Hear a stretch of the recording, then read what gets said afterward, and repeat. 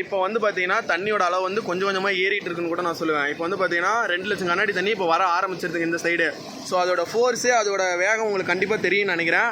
இங்கே கீழே பாருங்கள், இது கீழே பார்த்தா உங்களுக்கு அதை நல்லா ஃபீல் பண்ண முடியும். தண்ணி மேலேயே வருது பாருங்கள்.